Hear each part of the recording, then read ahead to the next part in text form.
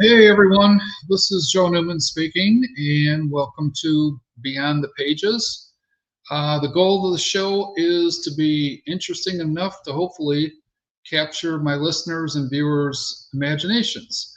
I'm going to bring out new, out of the box, thought provoking stories and topics for people to hear about.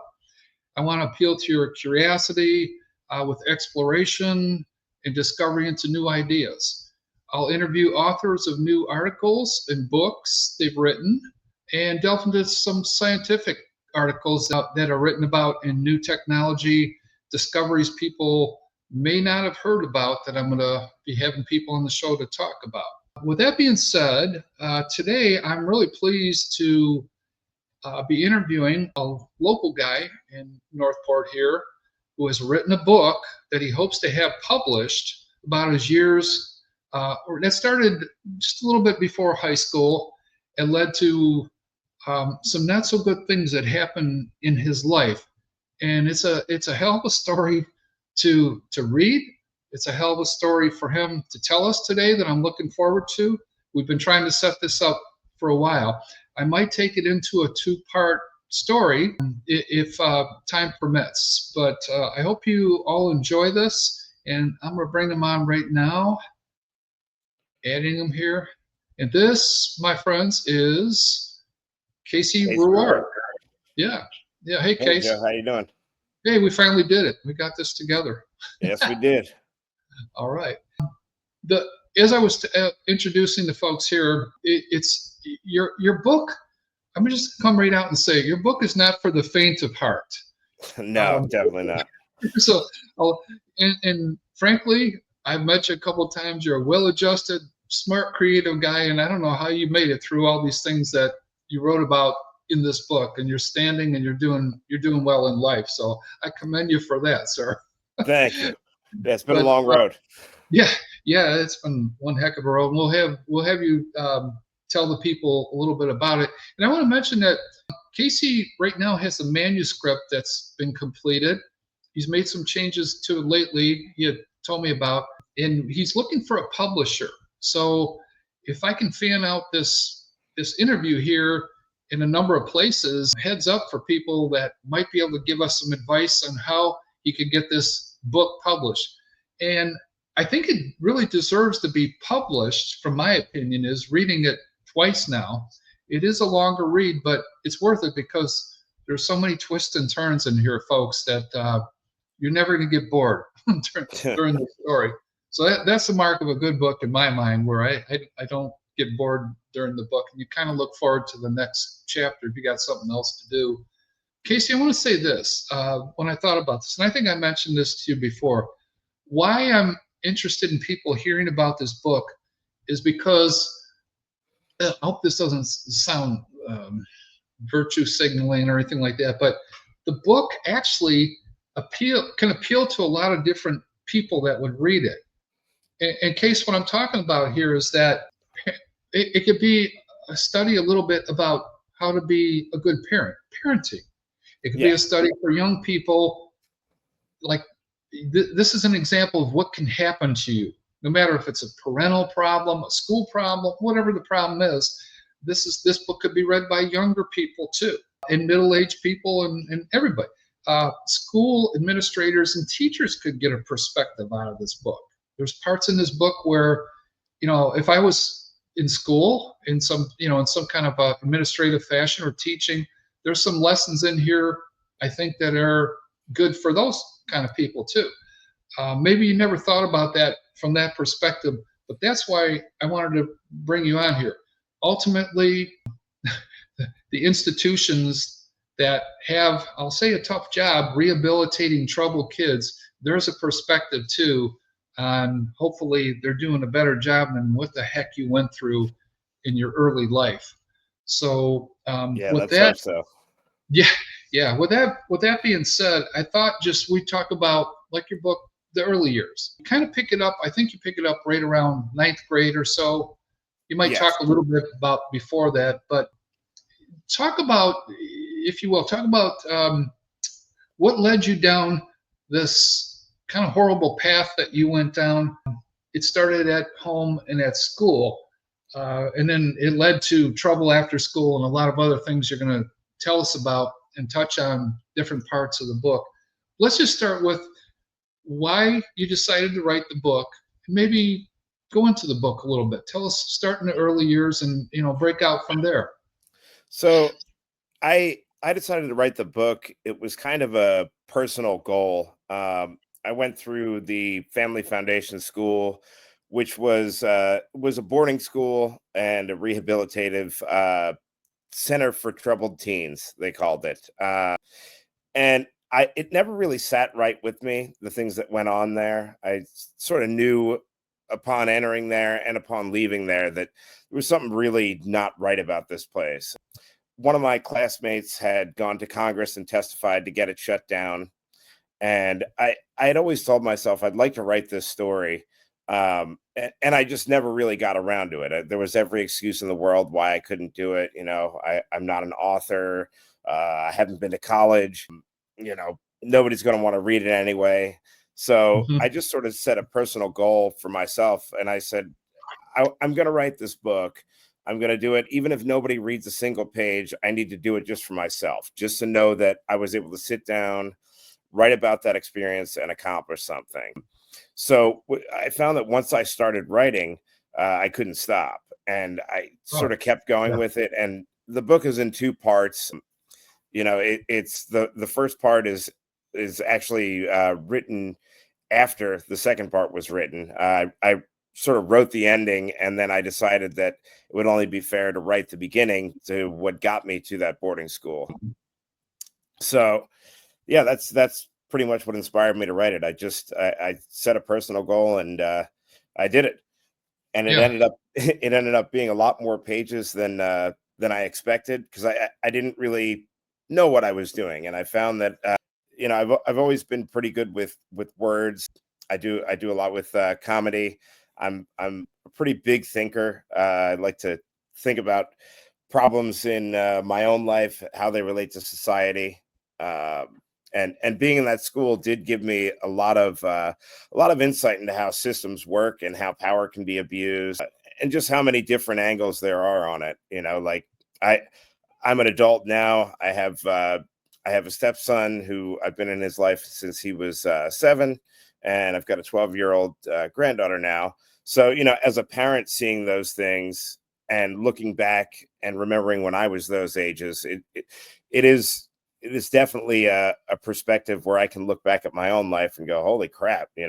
Like I was out of control at that time. But when you're going through it, you don't really see it when you're a child. You have the blissful ignorance of being young. You're Yeah. indestructible, and Yeah. that's Yeah. And you definitely showed signs of being indestructible. And we've all been there at our younger age. Most of us have been there where you're fearless and stuff. But well, you took it to another level. Let's talk about. Let's get into um, the troubles that you encountered. I'm going to say this too, and I think I mentioned it to you before. But some of the friends that you had around you, your best friends, the thing that got you in trouble mostly was drug use. Okay, you had some things Mhm. going on. You're a pretty good student from what I read. You're an intelligent individual, and that's what I like about the book too. Because as you're going through this horrible, terrible place that you're living in, we're going to talk about, but you're also stepping back from it and going like, there was times where you talked about religion in there. Mhm. That you went to the chapel or something on a Oh yeah. Sunday, and you start thinking about bigger things at a very young age. Now, folks, we're talking about ninth, 10th grader here.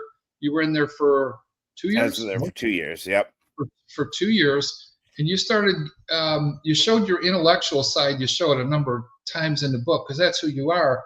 But you were trying to rationalize the terrible system that they were using on you and the kids around you and stuff, and the bigger purpose in life.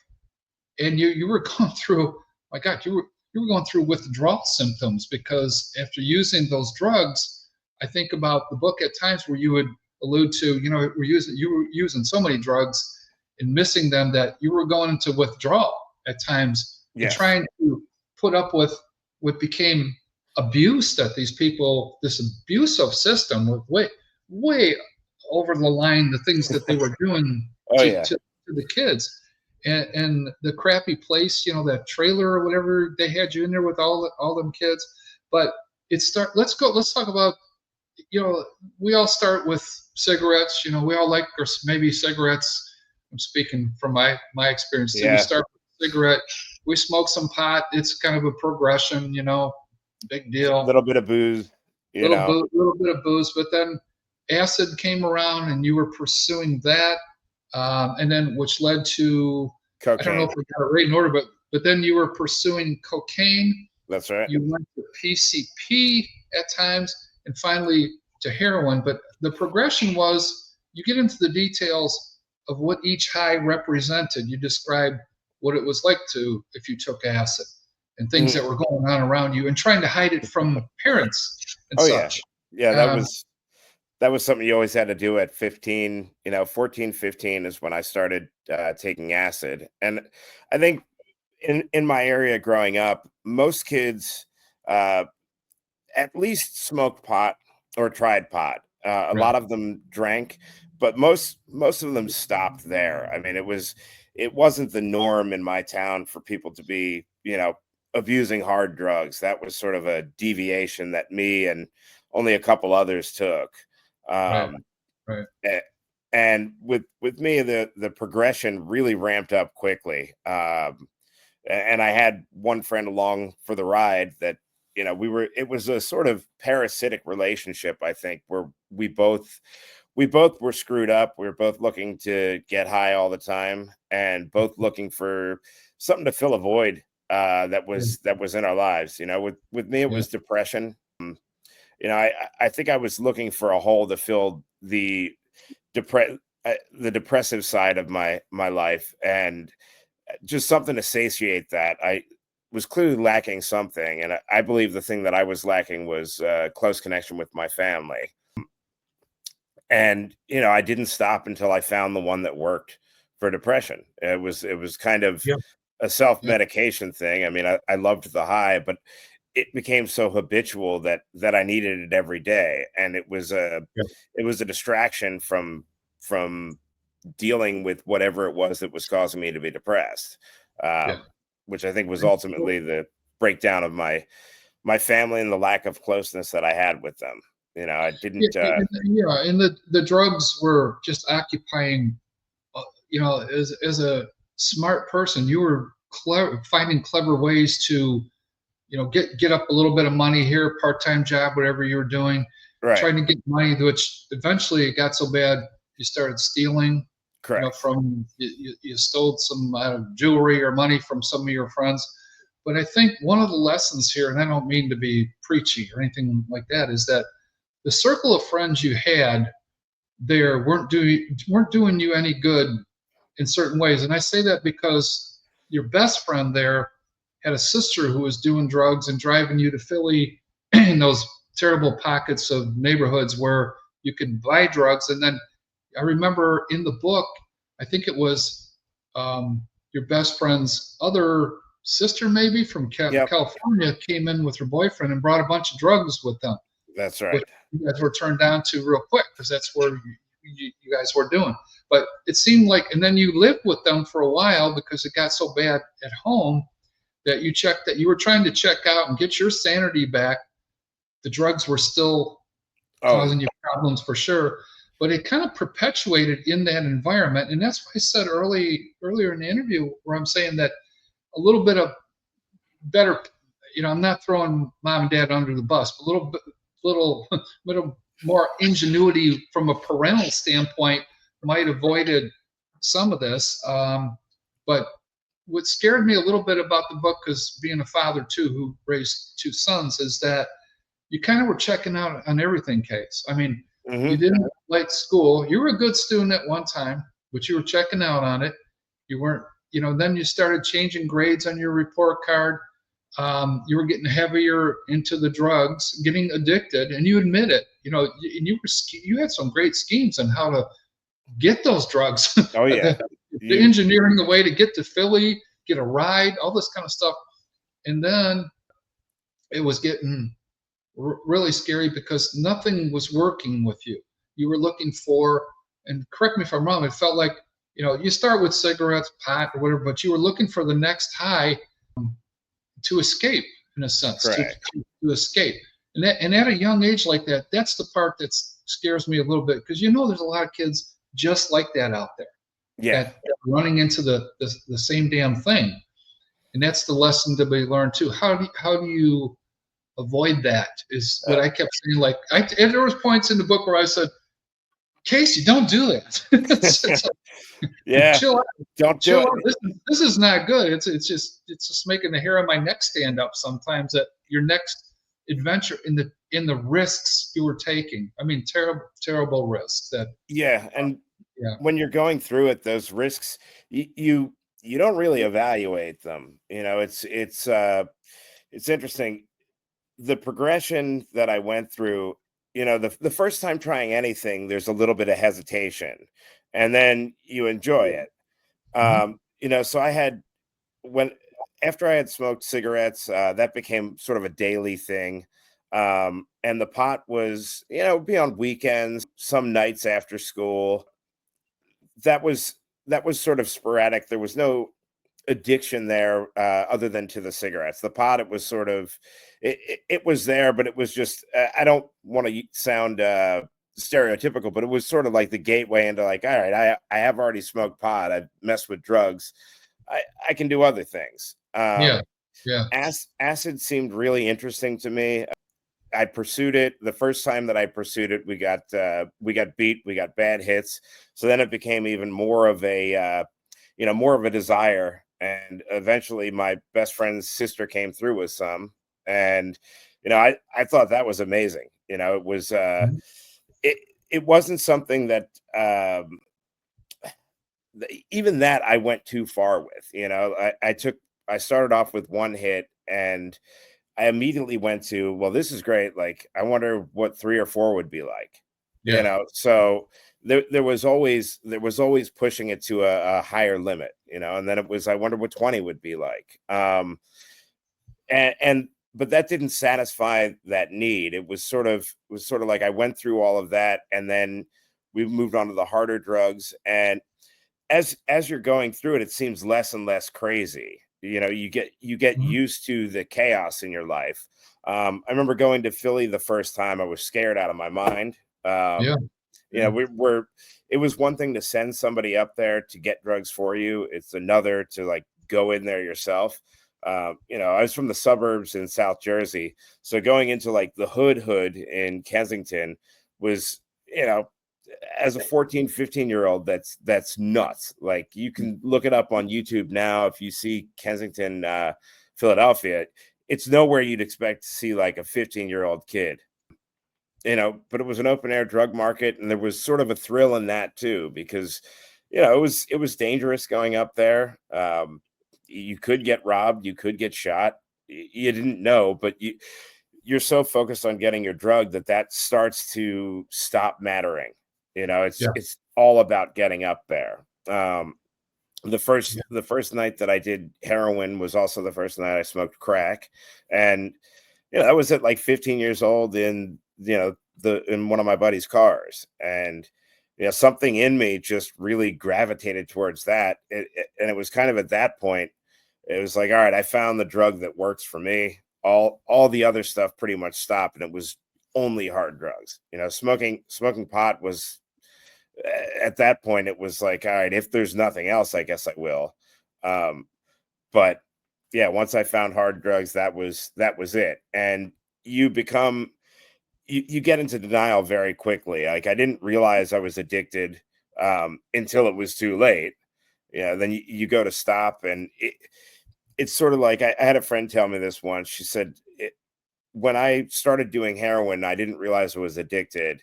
And then I stopped, and it felt like I had a really bad flu.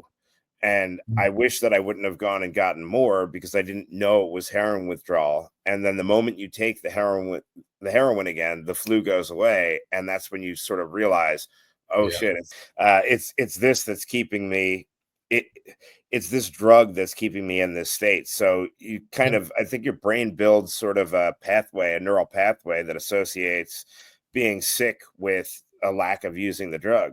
And then it's just a vicious cycle because the amount you take ramps up and you stop getting high at one point. Um, and I was uh, fortunate enough to not start using needles, which is where pretty much everybody that I was associated with went. Mhm. And there's a whole line of problems with that as well. You know, hepatitis C, HIV. Yeah. Yeah. You get a lot. You can get a lot darker. I'm lucky that, in a certain sense, I'm lucky that I was ripped away from that before it got to that level, because Yeah. I don't know that I could have survived it, you know? Yeah, And and it that's seemed like it would be the final step. In the book, I never saw anything about needles in there, so I think yeah. you were smoking crack, I you were smoking heroin or something, but No, I you was weren't snorting heroin. shooting. Yeah, I wasn't You shooting it, I was yeah, you only weren't snorting shooting it. it. Yeah, well, thank goodness you didn't Yeah, go more route, but this thing was building, for the first maybe quarter half of the book. This is building, it's getting worse. You're going into what's going on in the neighborhood. You're taking these risks. You're not such a good student anymore. Your grades are slipping. And I think what I gathered there was your parents really didn't know the magnitude of what you were going through. I no, mean, you admit in that book at one point, like, I'm just an addict now. right. You say it, and your parents don't really know. You hid it from your parents because you were clever in a lot of ways. You did things to get what you wanted, but eventually it would shake out. Yeah, It was because of your smarts that you were able to honestly, to keep this thing going, uh, sort of away from them until it blew up. And I think what happens, Casey, is, from my experience, it blows up at school. Something mhm, goes wrong at school, you get busted for this or that, and that's where things really shift in your book. right. Gets scary again is when you had that explosion when your parents came. I think that gal's car broke down, and the truancy people came and got you and pulled you into the school. You were in some trouble, Yeah, I and was not living at blew up. home. You blew up at that point. Um, that's a horrible point in the book where it takes another leap in that. I think, correct me if I'm wrong, but you ended up, by the time they got you calmed down in the office there, they had to call an ambulance and strap you on a gurney and put you in there and take you to a psych ward. Yeah, well, the That's convers pretty frightening in yeah. reading that. Yeah, they took me to the hospital first Or for hospital. drug testing, and then they took me out to a psych ward. So yeah, I was not living at home at the time. I was living with my friend's parents, and we were out of heroin, cutting school to get her car from the mechanics. We'd walk through the woods for miles. And when we finally came out to the road, like just as I was coming out, a cop car was pulling up. And, so he slows down and he asks us both for IDs. And obviously, I didn't have one. I was 16. You can't drive in New Jersey until you're 18. And I didn't have a permit or anything. So he took me back to school. And then my parents showed up. And just the thought of going and having to live back at home, which is what I thought was going to happen. Like, all right, they're Mhm. going to take me back home. It was like, all right, I can't do that. Like, I would rather, yeah, I pretty much said I'd rather death than that. Yeah. In not so pleasant terms. So I just lost it. And then from that point on, that was sort of when everything changed. I got committed.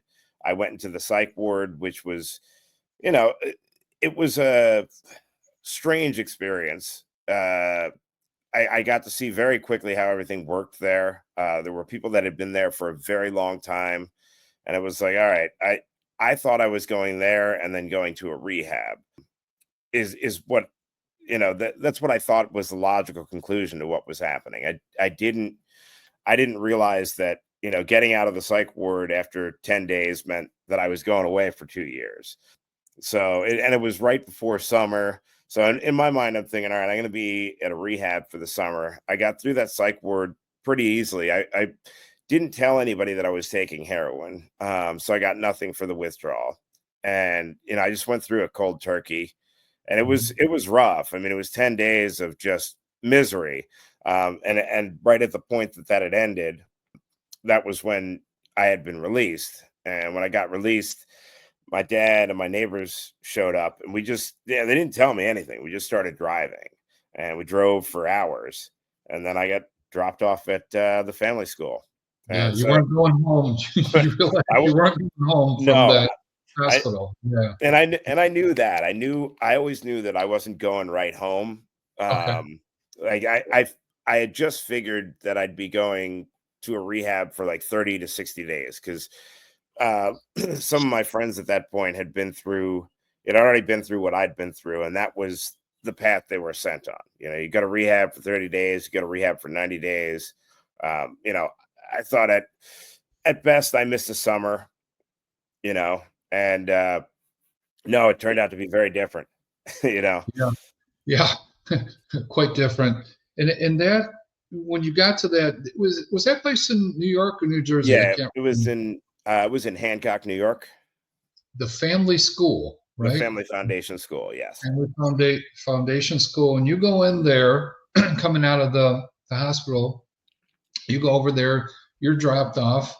Your parents Mhm. disappear, or your dad and whoever took you there disappear, and you go through. Start of this Intake. whole nightmare is the Yep. intake process. Yeah, the intake process. Tell us a little bit about that, and try to bring out that. That's the start of getting you into their regimented system philosophy, and what the hell's going to be coming at you starts with your Right. intake process. So tell us about that a little bit, and how it morphed into what was to come. So so I get out of the psych ward. We're driving for hours. We eventually make it to this dirt road, and we're driving down this dirt road, and we drive into a place. There's a barn, big red barn, and then this sort of rundown 3-story building. I remember getting out of the car, smoking a cigarette, walking up the stairs, and then my dad went to the offices. He broke down the hallway to the left. I went to the right, and was taken into an intake room with 2 kids that were there. There was no staff member in the room, and now, mind you, this is like the '90s. I know what troubled kids are like. I've just come out of a psych ward, and when I got into that intake room, it was like something was really off with the kids, and I knew it right away. Kids that they weren't acting like kids that would have come out of the 1990s that had drug problems, or even kids that would have come out of the 1990s that were like normal regular students. The one kid was really overzealous, and right away he kind of started in on that I wasn't allowed to wear the shirt that I was wearing. Mhm. It started with the rules right away, and I, I was just kind of blowing it off, like, all right. And finally, I think I said to him, you know, look, man, just enough. Like, I'm going to be here for a couple months, so I don't want to get into it. I get it. I'm here. And he starts chuckling, and he says, "Oh, no, no, no. There's an 18-month minimum stay. Your parents are signing you over right now. Like, they have to commit to that in order for you to come here."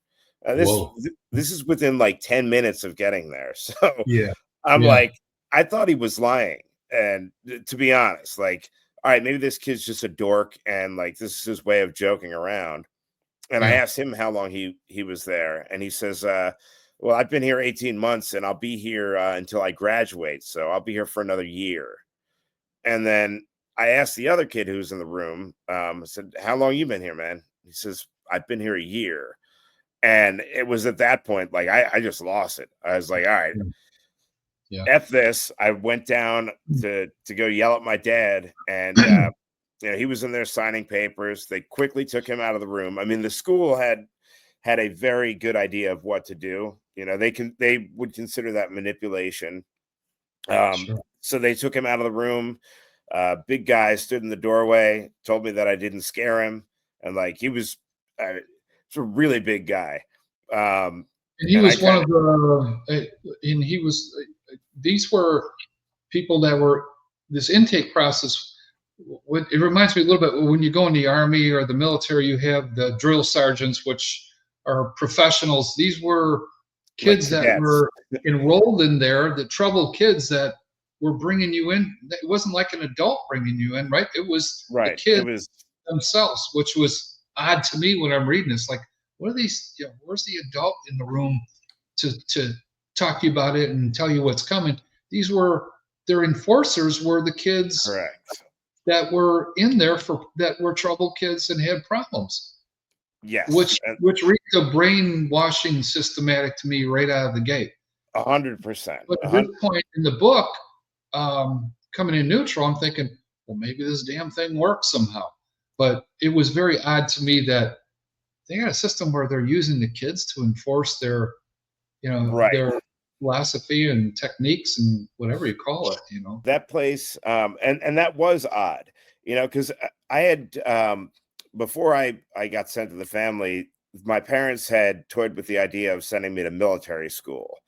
And when I took the tour of military school, it was really similar where the kid that was giving the tour, like I hated him while he was giving the tour because he was a suck up, he was talking about pretty much talking up the school, how great it was. But there was an adult that was there as well, Yeah, like a drill sergeant guy. And the moment that guy left, the kid dropped the act. And he was like, man, this place is great. Like my parents think I'm doing good. Everybody's off your back. He's like, we get girls in here all the time. We get cocaine every weekend. That was at Valley Forge Military Academy. So, that was what I would expect of troubled teens to be like. These kids were not like that. Like there was no the act to drop. That was how they were. Um, and yeah, they didn't start off that way. You're made that way. And you know, the school, it had the ability, I truly believe that if there was no staff there, if staff just disappeared for 24 to 48 hours, that mhm. place would function perfectly fine. Nobody would Wow, escape, nobody would leave. We were fully enforcing the rules. You jeez. you have to. There's it's funny because a lot of people that I'll tell the story to would say have said, "Oh, I wouldn't put up with that." And it's like, yeah, I know you say that now, but like these were people that were really clever. They were 3 steps ahead of you, and if you fought, that they just break you harder. So Yeah, if you tried to freak out on them and act out violently, and violently could mean just raising your voice or like raising your voice and getting hostile and aggressive, 2 students would tackle you. They'd wrap you in a blanket. They'd duct tape you, and they'd throw you on the floor of the library. And yeah, that was your punishment. So going up against that is pretty hard. Um, if you decided to run away, you were 7 miles away from a really small town where you stuck out, and the people in the town didn't like us, so they'd call the school. They had dogs that could track you. yeah, They had private detectives. You know, I fantasized a lot about running away, and sure. I learned by the examples of others. When I was there, when I had built up enough courage to run away, was when the first runaway had been brought back that I had experienced since I'd been there, and they sent him somewhere worse. So Wow. there was no escaping. And there were a couple kids. Every time somebody would run away, I'd always have the hope that they wouldn't come back. Like you're kind Good. of Yeah, silently rooting for them because you couldn't say it out loud. But yeah, the school was great at propaganda. They'd put out there right away that he'd been spotted. Because these rumors would flow around school, and we had no connection to the outside world. I mean, there were no cell phones, there were no computers, there were no phones. I mean, we were allowed to talk to our parents for, I think it was like 5 minutes every 2 weeks after we'd been there for 30 days. Um, and that was like a privilege, not a right. And yeah, they certainly they weren't monitored phone calls, but like they didn't really need to monitor them. Somebody would be sitting to your right or left, and they didn't have to hear both ends. They could hear your end. So, you self-censored yourself. prison. Right. Yeah, You couldn't tell yeah, your parents that you did. The one thing you could never do was tell your parents that you didn't like it there. That was made very, very clear that if you were to do that when you're on the phone with them, somebody would hang up the phone and then you're punished in some way or another. You're Yeah. put in the corner. They had a variety of punishments that they would deliver. So Yeah, that's where, Casey, at that point in the book, when I was reading it, I thought to myself, I didn't think it would work that well. Like, you could, as a reader, you can sense things are gonna get way over the top here, but getting regimented and stuff like that, you got to have a system when you're dealing with these kids, and I'm sure you got to be tough as nails too, that you don't get manipulated and all that stuff. But then, when you got into this a little bit further, this talk to us about the technique of table talk, and that's okay, when I started reading about table talk you're going to describe here. I went like, whoa, the things that were coming out of those. Well, I'll let you describe it, but then as a reader, I got the quick um, enlightenment that this is not right. This is way over the top. But table talk yeah. really still sticks with me as some of the stuff that they were saying to you guys, and embarrassment. So yeah, so they were called table topics, and Table talk, right? so a table topic was essentially every lunch and dinner you'd have table topics. And you know, as kids there, we did all the work. So students would serve the meals. You'd have about 15 minutes to eat, and then you'd hear one of the staff members, they'd tap on the table, like, and room would go dead silent. And that's when they'd address any problems that had come up with any of the students. So the staff would oftentimes say, does anybody have anything that they'd like to address? Now, somebody would raise their hand and they'd say, Joe, would you please stand up? And you would have to go and stand up at the head of the table. The way they had the tables arranged was that there was a staff table laid out horizontally, and there'd be 4 staff members there. And then the student tables were like vertically. So it was like it kind of looked like an N, a lowercase n. Mhm. And you would have to stand up at the head of the table, or at the foot of the table rather, all eyes on you. And I would say something like, Joe, I've noticed your grades have been slipping. You've been giving me attitude lately. I want to know what's going on with you. And it would devolve from there.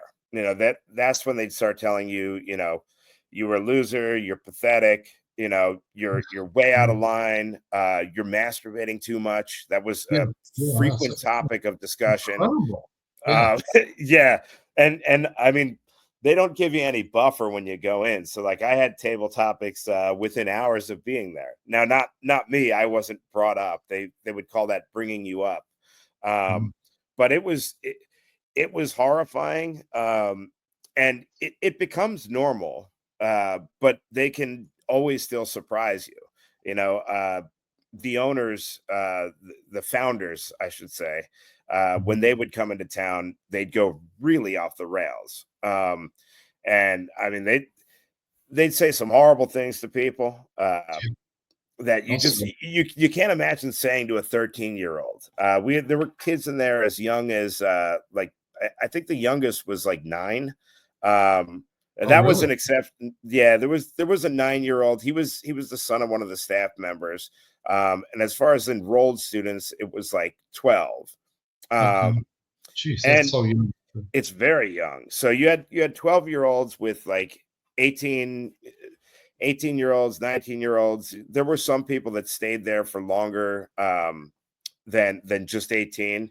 When you turned 18, you're always allowed to leave. But if you chose to leave, which some of them did, you usually didn't have the support of your parents. You just would walk off and hitchhike, or hope that some friends would pick you up once you got to town. Yeah, real nice. So Just yeah, trying to twist in the wind. there Wow. was yeah there was kind of only one path out of there, that your life wouldn't totally be destroyed. Yeah, you were. Let me mention this too. That I forgot to mention, that you were also taking. You were in, basically, they were accredited high school, middle school, whatever the age of the student was. Yes. You were going to high school there. At That was where you're going to get your degree, your high school graduation from this place too. Correct. And they were making you guys do all you. I'm not against work or anything like that, but you were you were in the kitchen a lot, doing kitchen Yeah. cooking and stuff. Retro. The food was just cruddy and horrible. You said right out of the gate.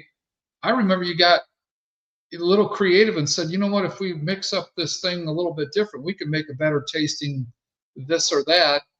And they didn't give a crap. You did you No, made something better, and they would pound lumps on you for something else that's along the way. right. There was no. I think that you still have to give people a pat on the back sometimes. None of that was happening. It was just a fist like a jackboot in your forehead all Oh the yeah. time. Even if you Uh, did good, even if the you did good. Yeah, the only times that they would ease up a little bit is, and this is really how manipulative the school was. So, uh, table topics, I had the perspective of table topics as this horrible thing.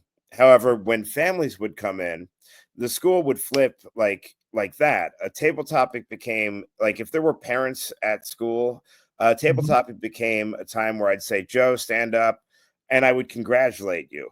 And all of the kids fell in line, and all of the staff fell in line. And Yeah, it was an unspoken agreement. Like, no, that was what was strange, is nobody had to say anything. That's just how it was. And a lot of things that were there was just like, this is the way that things are. Um, yeah, and it looked and they good. It was the dog and pony show, That's basically. exactly But right. and you guys were probably, correct me if I'm wrong, doing it out of fear. You didn't dare We stand up and say, "Well, you punished this kid the other day and rolled him up in a blanket and he peed all over him." So none of that would even be brought e- up. even if we did, and this is what was really crazy about it. If when parents were there, somebody would have fallen out of line and said, "Hey, this place is horrible. They're torturing students." You'd be taken away. You'd be taken out of the room, and everybody, staff and student, would say, "Well, that's him. He's really struggling right now. This place is fine. He's just a drug addict." So we had no agency there. Yeah, There were times where students would be abused. Like, I saw a kid get punched in the face. So did 30 other people, and one of the staff members came in the next day and told us that we didn't see what we saw, and let us know directly, like, uh, look, if word of this gets out, what happened is this. What truly happened was a staff member slugged a 14-year-old in the face. What they said was that the student attacked him, and his ring, he was trying to headbutt him, and he headbutted his ring, yeah, that caught his eye and gave him a shiner. So they let us know that if our parents caught wind of it, it would get ugly for us. So yeah, there would really be no way of communicating that message with phone calls or anything. It would have to be on a home visit, because they would let mhm, you go home. I think I was allowed to go home twice while I was there, but it's sort of like being on house arrest. It's not like you can see your friends or anything. You're going back home. And yeah, the yeah. food's not as horrible, and you could take showers that last longer than 3 minutes. But Yeah, in that trailer that you were assigned to, yeah, uh, you guys had what, three? You had to take the shower within 3 minutes. Yeah, 3 minutes basically. we had How many 3 minute people showers. were how many people were in that little trailer? So It's like there were 24 of us in a single wide. Um, there bunk bed, were, right? yeah, bunk Oh, beds, springs, really, the springs, the thin mattress, pillow, oh, 18 beds, 18 total students on one side, and then six on the other. So three bunks on the one side, essentially, nine on the other. And yeah, it was pretty crammed in there. These were yeah, trailers that were from the probably the early 80s, maybe late 70s. So, like, they weren't great trailers. I mean, we had, yeah. the floor was kind of caving in between our bathroom and the one side. Wow. It did eventually cave in, but somebody had to fall through the floor in order for them to really care. And I mean, it Wow. was a wild experience. Like, Yeah, you know, you're you're not, like I said, you're not eased into anything. So my first day was really like, it was one hell of a mind-blowing experience. yeah, You get to these dorms, there's kids everywhere that you don't know. They're speaking in sort of their own language. heavily censored, heavily brainwashed. There's a lot of terms that go along with the school that were sort of part of like popular parlance there that it meant nothing to somebody from the outside, Right. like, and Mhm. being that there was no transition into it, you were thrust into it. So, I get to the trailer the first night, and there's a kid taking a dump. There's another one naked coming out of the shower, and there's somebody brushing their teeth. You know, what the hell is this? I mean, even in the psych ward, it was like, all right, I had a bathroom with a door. Like there was a Yeah. front door on this place. All the other doors were removed within the trailer. And you hear, I think about when you're in a high school class, not every kid in your high school class is going to be a troublemaker. So there could be one, two, maybe none in a certain class. But these kids that were with you that you're crammed in with all had some significant problems to even every person in there, every kid in there had a Yeah, story, had a reason why they were there for whatever reason, society's fault, whatever you want to blame it on.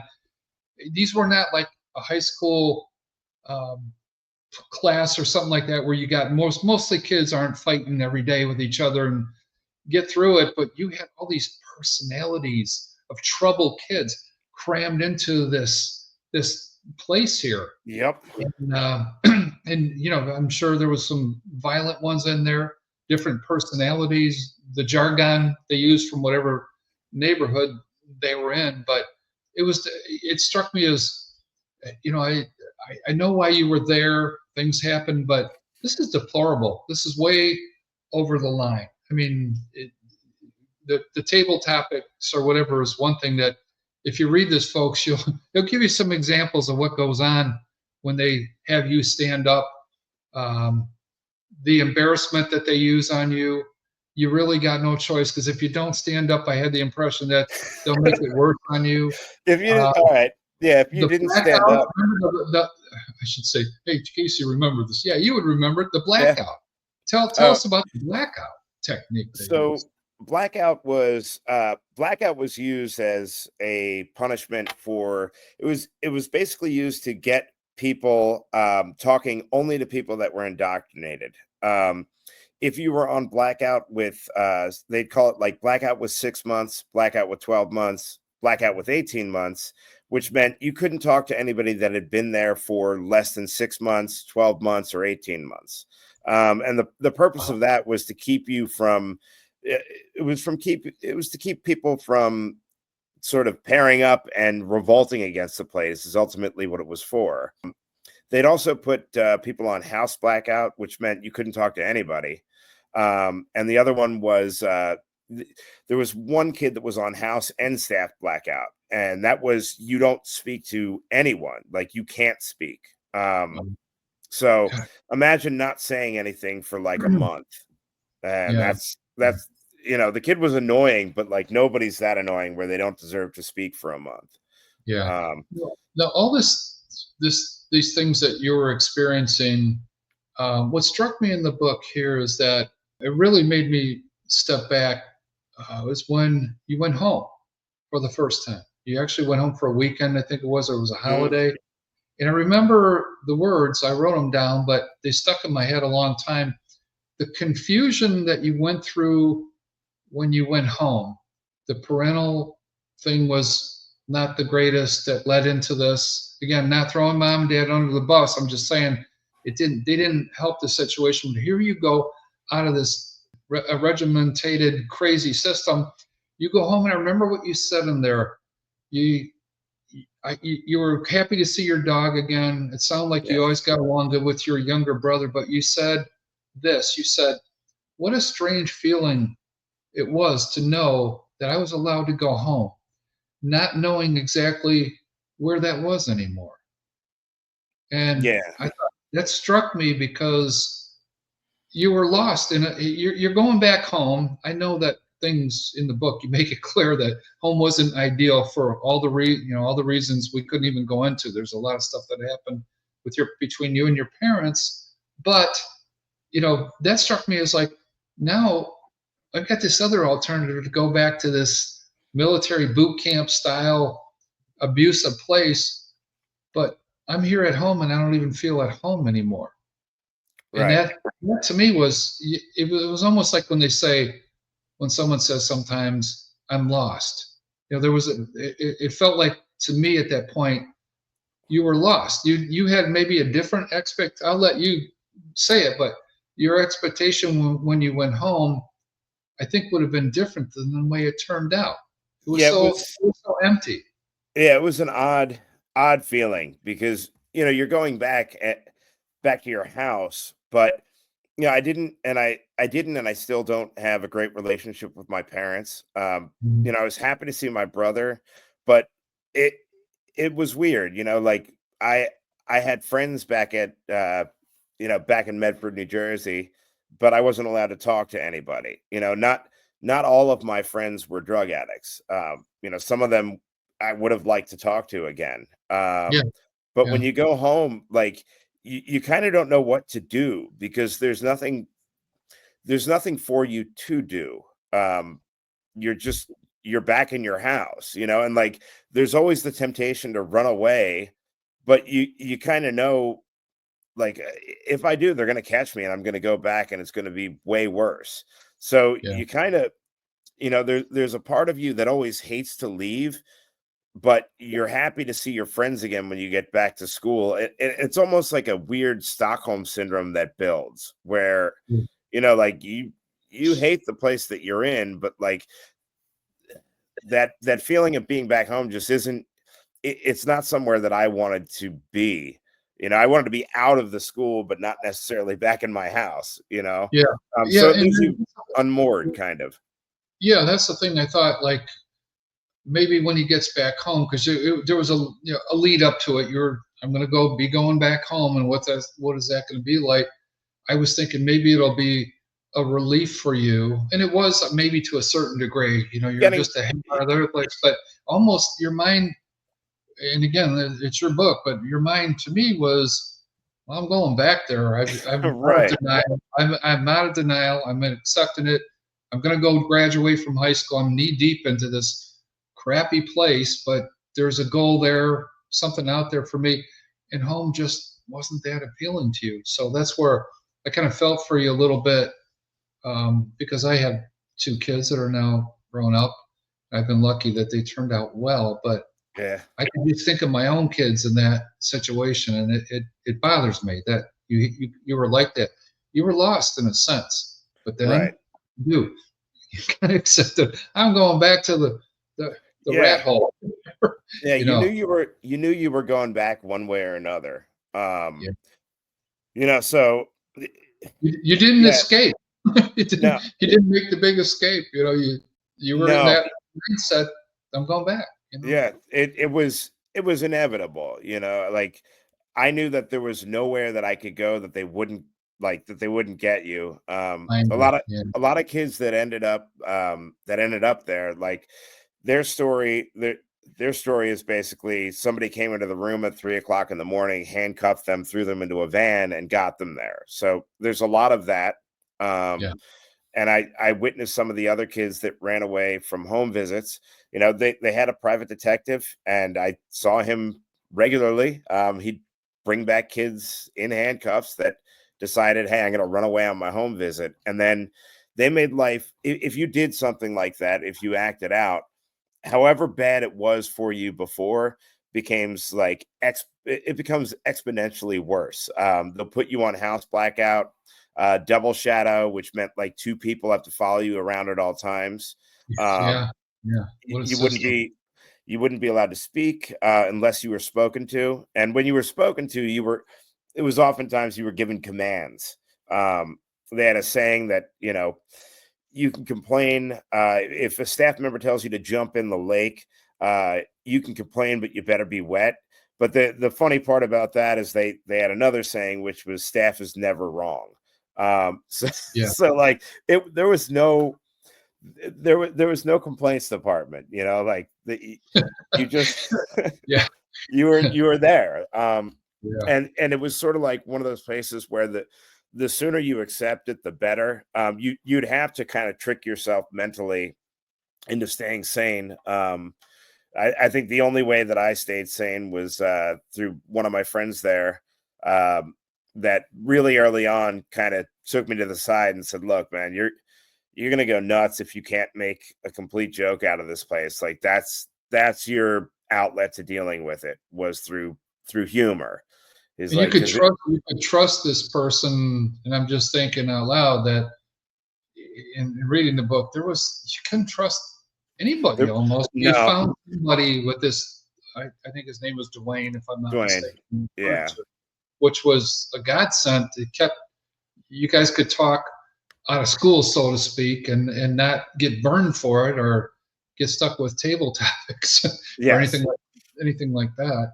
And folks, the thing about this book is, in this interview, we can't emphasize enough, to underscore how their techniques were. You got to read the book to find out some of the things that they were doing to Casey and some of the kids. Now, I'm not what you call a real hard ass disciplinarian, but and I understand that it's not an easy job to have these type of kids, to rehabilitate them or get them through school, make them productive again.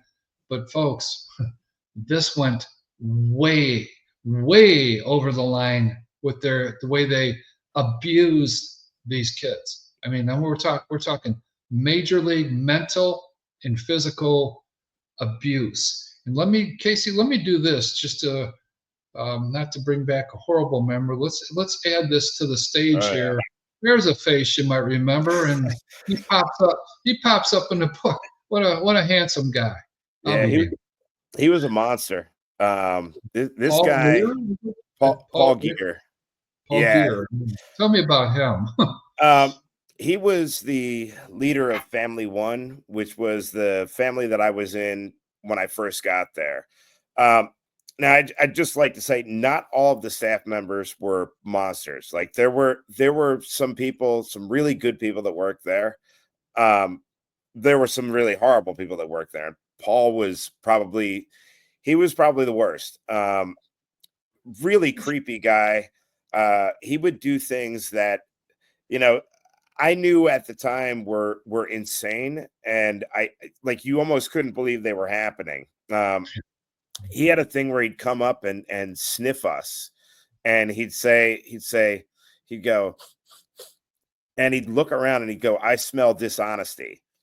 And then he'd start hitting you with questions. Like, if he focused in on you, it was really predatory. And say, "All right, so what are you holding in?" And you'd have to give him something. Yeah, And you know, I'd say something like, I was walking around with my shirt untucked the other day. And he'd go, "No, that's not it." And it's like, I didn't study for my history exam. "No, that's not it."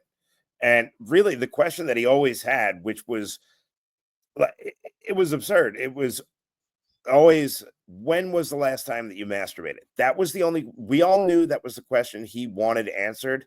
And that's what he yeah, wanted to know. And he wanted to know that a lot. Um, so I knew that like, and he was unique in that, right? He was like the only one that was openly asking that question all the time. And he had a dorm underneath of like in his basement. So, we had a feeling that there were a couple people he was abusing there, but you could never say. There was no you know, like I said, there was no complaints department. So yeah, he yeah, always seemed like he was always a creep to me. When this guy walked in a room, you could feel things change. It was like, everybody's talking and the record scratches, and like this yeah, guy walks in, and then the conversations would get sort of muted, and you just always hope to stay out of his way. yeah, yeah, Luckily I wasn't got by him. He hated me, and he let me know. Like at one point he said, "I loathe you," uh, just kind of out of nowhere. yeah, Because yeah, I was able to get out of his family. I was transferred to another family, and this guy was like kind of sadistic, where he'd say, "Oh, I wish you were still in my family because you wouldn't be skating by if you were." And yeah, like he really loved to punish people. His big thing was, obviously aside from the molestation, was talking to children about sex, and you know, often about masturbating, sexual fantasies.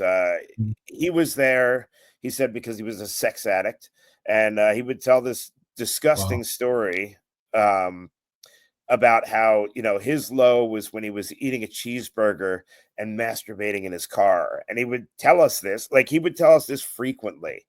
Um, Yeah. so this is a Yeah. guy, like, I think at the time was in his 30s, and he's talking to kids as young as 12. I Yeah. think he was I believe he was like an equal opportunity molester. I think he was molesting girls and boys. Like he was just he was a monster. Yeah. And And this article here, this piece of the article I got posted with his pictures.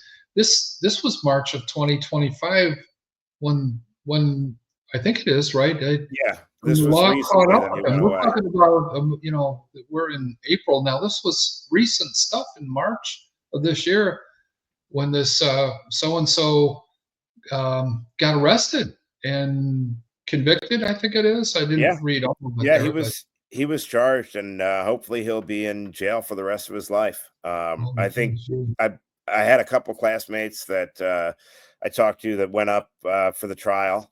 So it was Okay, I mean, it was kind of amazing to hear that something was actually going to be done. Like yeah, after you get out of that place, nobody really wants to. It's a hard thing to address. Like I tried talking to my parents. I said, and I didn't know that for sure that that was going on, but I knew other things were going on. That like, I remember telling them, "Hey guys, there's some things that like I feel like an adult should know," and they freaked out on me. They didn't want to hear it. And a big part of how this places like this are able to exist is that nobody really talks about it. You get out and you just sort of a lot of my classmates have just tried to brush it out. A lot of them have died, and mostly tragic deaths, drug overdoses, suicides, homicides. A right, lot of them are in jail. And when you have kids that are growing up, that are let's call it troubled, problematic, whatever, it's hmm real easy to brush off everything they say as like nonsense. So, nobody really wants to believe you after you come out of a place like that, that like um, that what you're saying is legit. So there was a part of writing that story that I just really wanted to put out, like, hey, here's everything that goes on or that went on there, right, from my perspective and from what I know. I have a pretty good memory. It was a pretty impactful experience. I mean, there was stuff that I'm pretty creative, and I couldn't make up like half of the stuff in that book. There's like they were when it came to punishing people, they were extremely brilliant. They knew exactly what to do. And then yeah, they had a really interesting system to kind of keep everybody in line, and that was to slow in the flow of students. So there was never that many newcomers at one time. Um, they also had where you weren't allowed to be neutral. You were either enforcing the rules or you were not working the program, which meant you were getting punished and abused, basically. And even when you were following the rules, you know, yeah, if you weren't enforcing them enough, you were punished, and they would take you down a few notches. So it was all about keeping you in check. Um, and with being able to limit the amount of things that you can say and the things that you can express, and sort of giving you a value system that you're supposed to latch on to, uh, you end up with like this sort of warped mental state. Um, they built their fundamental yeah, ideology was built on, they said, honesty, purity, unselfishness, and love. But all of those things were inverted. Like, for instance, we were encouraged to be honest, but like if you said I hate it here, you were not yeah. being honest, you were lying to yourself. So it's like word games all the time. Well, they had it But covered, didn't they? They had it all yeah, covered, all their bullet points, didn't they? absolutely. Yeah. Absolutely. Yeah. Okay. I want to mention we've gone a little bit over an hour, and there's more to tell here too. I'd like to. bring you back for a second interview because um, there's a lot more folks that he had to go through to get to the finish line here, and then there's some interesting things that happen after he gets to the finish line, meaning that you graduated with your high school degree, and then you got to go out into the world, and some uh, good and then not so good things Yeah. started to transpire that I'd like people to know about. Casey, as I wind this down for part one, I want to put this up here and let you read it actually. And this is in the manuscript at the very front end, or I can read it, either one. This is what this is basically not that many words, but it kind of makes a lot of sense to me that after all that you've gone through and more to come in part two that we're going to talk about here, this is what you concluded here. And I'll let you read it if All that's right. okay. Yeah, that'd be great. This book is dedicated to all of the people unfortunate enough to pass through the dreadful halls of the cults known as therapeutic boarding schools. To the families of my former classmates, many of whom are no longer with us, this story should serve as an uncomfortable but necessary reminder that when a family is in despair, the wolves cloak themselves as shepherds. Wow. And I like the way you wrote it because there's nothing more to say there. In my Yeah, opinion, it kind of says it all. It takes all these pages that you wrote, these situations you went through, the stuff you caused yourself, the whole 9 yards, as they say, right. and it sums it up beautifully there. Yeah, I think that again, I think this book, folks, you got to read it because there's some lessons in there. You can learn some stuff. I've got two sons that grew up, and I made mistakes as a parent. I think we all do, but there's good nuggets in this book that you can take with you after you're done reading that will stick in your head. I've said it before, Casey, when we went to school, college, and things like that. All these years ago for me, I still have things in my mind that stick out with certain teachers or professors in college that I carry with me. Of course, I couldn't remember everything we went through, but there was some wisdom that I carry with me to this day. And I remember a certain teacher's name or an administrator or somebody in my life that crossed paths with me. But folks, what I like about this book is it's brutally honest. It's not for the faint of heart. If you're looking for Casper milk toast stuff, this isn't the place to read. But the bottom line is there's a lot of different perspectives, as I said. You can look at it a lot of different ways. I look at it as a parent with grown-up kids now and stuff that I did. There's lessons in parenting that you could use here. There's lessons in discipline that you can use here, teachers or whatever.